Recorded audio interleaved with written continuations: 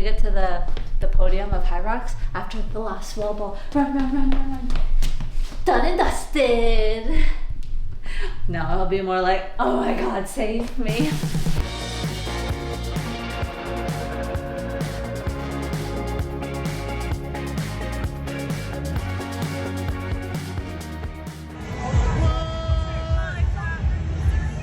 And we are back from our Vegas weekend, and apologies, I did not vlog too much just because this weekend just went by so quick. There were so many things happening.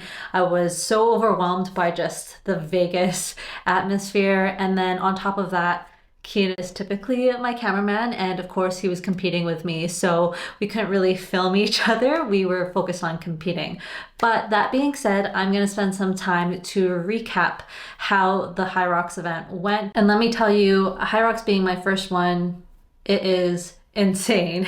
I honestly, it kicked my ass, I'm not gonna lie. And if you're not familiar with HYROX, it is a fitness event that consists of 8 kilometers, which is actually a lot more than 8 kilometers if you think about it. But it is 8 kilometers in 1K intervals, and then in between each interval there are stations. So it starts off with a ski erg, and then you go into a run, and then a sled push, go into a run, then sled pull, burpee broad jumps, rowing, farmer's carry, sandbag lunges, and wall balls. So it is quite a lot, especially if you're competing as an individual. Luckily, I was doing it with my partner. And because this was technically mixed doubles, I actually had to do men's weight. So for the sled push, I had to do 152 kilograms. For the sled pull, 103 kilograms. And then for farmer's carry, I had to do 2 times 24 kilograms, so 24 in each hand.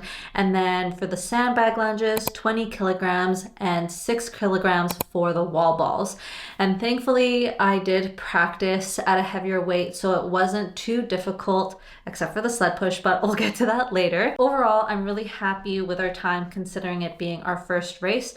Our goal time was at 1:20 and we actually finished at 1:12. So I'm pretty happy with how that went. So when it comes to the course itself, it is all indoor. This one was at a convention center in Vegas. And so when you enter, there's like a registration area, there's a place where you can check in your bags, and then you go through this door and there's a warm-up area. So there's some treadmills, and then there's also, I believe, some bikes, and then there is like a carpet where you can practice sled push, sled pulls, all the different machines. So you can really just practice and get a feel of what the stations are like, as well as practice your transitions if you're in a doubles team. So we had to get there a little bit earlier, about like 15 minutes beforehand, and then 10 minutes before your start time, because there's so many people. I think there was like 32,000 people that were competing that weekend. Every category, whether you were in women's doubles or individual, etc., there was always waves, I believe, in 10 minutes. So that way it's like a staggered approach. Everyone's not like stuck in a station, or there's bottlenecks, etc. But there are a lot of machines, so we didn't really have to worry about that. There was like, it was essentially like a chute, and it was this covered area, and it's like dark. I remember when we went in, we had to go into a circle, and this is where the person that was like had a mic, and she did the pre-race briefing, and then she kind of did some hype and prep talk, and there was like this saying that she said, stay humble, stay high, or something like that, and we would repeat ourselves. And I think it was really honestly to like prep ourselves and get us hyped for the race. The start line was kind of like at a corner. I'm gonna try and put a map here to kind of illustrate what I was talking about. But because of how the stations are set up, because it's indoor, the runs would be around the convention center inside. And so the start line was kind of like in a corner. Depending on where the in and out arches are, you could be running a bit more than 8K. So for our first lap, we were told we're gonna be running 2.5 laps, and then we would go through the in arch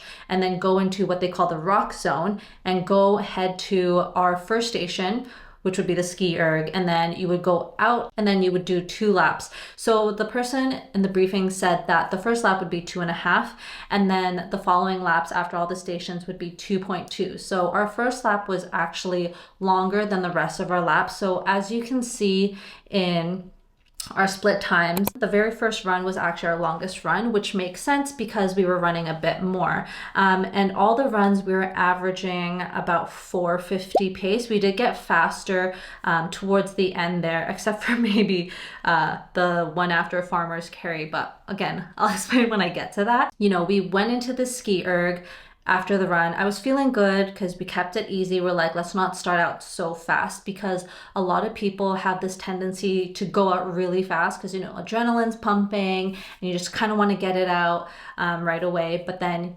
because this is an endurance event, you want to save up enough gas so that way you can push later down the race. So we were like, okay, let's keep it easy. So then it came to the ski erg, and how we broke it up was 200 me, and then Kian would be 300, I would be 200, and he would be 300.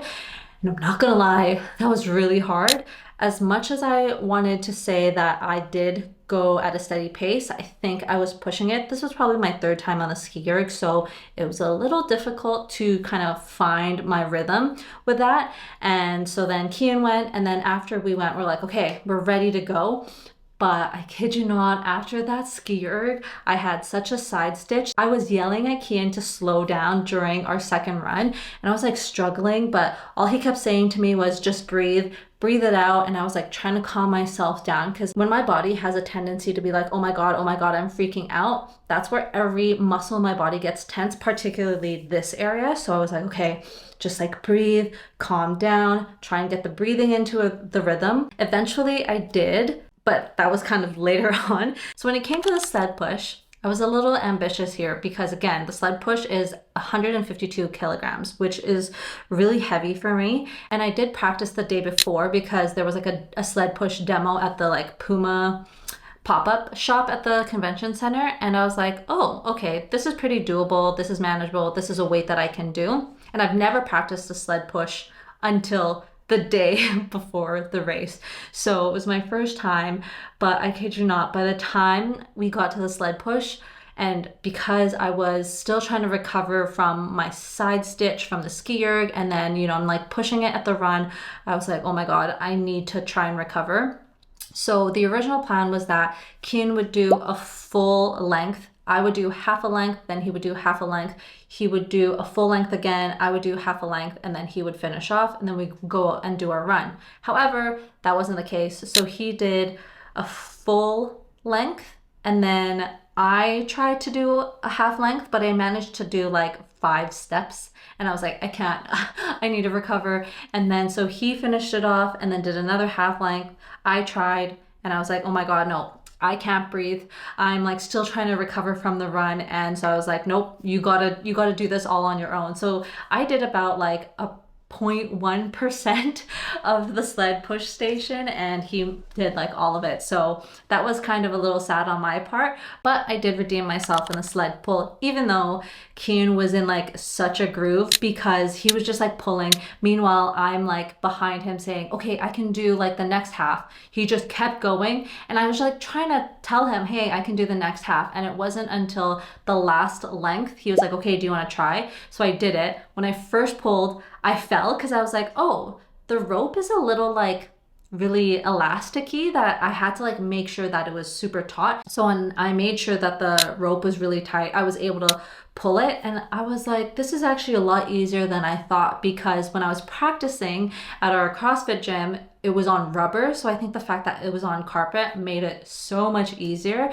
And because I did it up to half, it was his turn because he was going to finish that station. And looking back, I kind of wish I did more of it because it was a lot easier than I expected. You know, after that, we did our run. This is where we managed to kind of pick up the pace, and I was in the zone. And then we went to burpee broad jumps, which were actually my favorite because I love burpees and I love jumping. I used to do long jump. So this was like my bread and butter. And my strategy for this one was that I would take my time. We don't want to spark our heart rate, so that way we would gas out on the run following this. So we alternated. I went first, then he went, and we did like around 5 to 7 reps each. And then we were on our way, and went on to the next run. Rowing, we knew that we were sitting down, so we're like, okay, let's use this time to recover, keep it at a steady pace. We didn't want to push it. Again, our strategy was more so push on the run because we are runners, and then take our time in the stations. And so that's what we did. Then we went on to the run, and the farmer's carry, Kian took the kettlebells and just ran. So I was like, okay, I really don't have a lot of recovery. And then it was my turn, and I tried to do the strategy where I would swing the kettlebells so that the momentum would like push me forward. That tired me out right away. So the next time I did it, I was like, I'm just walking, and that was a lot easier. And so because we didn't have a lot of time to recover within the farmer's carry, because that went by really fast, our run after it was a little slower. So it went back to 450, as you can see here. And then sandbag lunges was the one I was most nervous about, because I'm like, okay, I might cramp because of all the weight and the running that we did. And so Kian went first, and then when he reached just after halfway, he was like, okay, do you want to try? So I'm like, okay, sure thing. So put the sandbag on, and I was like, okay, brace your core, good form. And then I went and did my lunges. And I was like, oh, this is actually a lot easier than I thought. And so I managed to go all the way to the end. And then it was Kian's turn. And then I managed to finish the rest of it. And that wasn't the plan. The plan was that he would start and end that station. I don't know what happened. I guess it was a lot easier for me that I was like, okay, sure, I'll finish the station. So that being said, we finished the station. We had one run left to do. And of course, Kian decides to push the pace, like towards a 4:30 pace. And I'm like, excuse me, like this is really fast. And I kept telling him, slow down, slow down. He's like, just push it. It's our last one. Like, just go ham.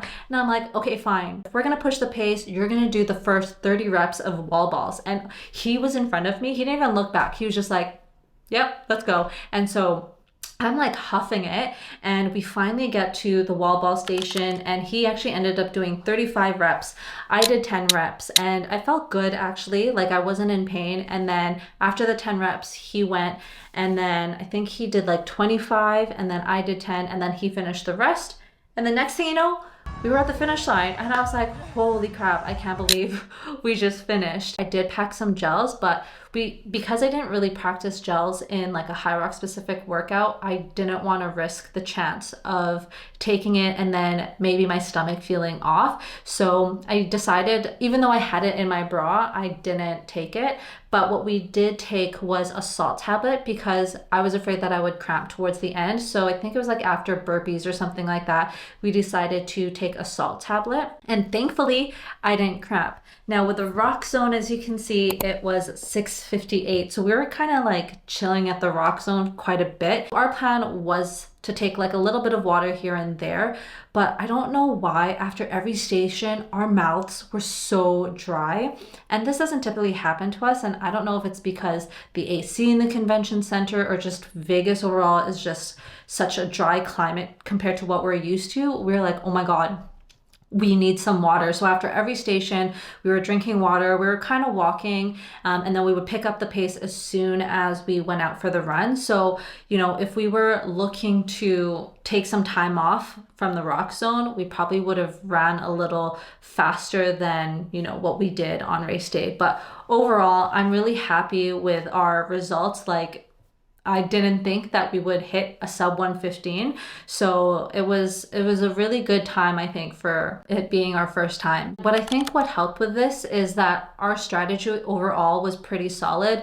I think we leaned heavily on each other's strengths and weaknesses. Kian is a much bigger, stronger, and faster person than me. So, you know, the runs were kind of at like my half marathon pace, which meant that it was his recovery pace. So he was definitely recovering during the runs, which meant he was able to do more reps during the stations. And so that's when he would peak. And then that's kind of when I would rest. So we would really lean on that strategy. And then overall, we were able to communicate, even though I was being a little bit of a sassy princess sometimes, but we were able to communicate throughout the entire time, just making sure we were checking in on each other, see if I could do more reps or if he could do more reps. I also think another win is the fact that I did lift a lot leading up to this race. It prepared me for the weight that I was going to be working with. Otherwise, I don't think I would have survived the lunges or the pull or even the wall balls. So I think in terms of my training, that worked out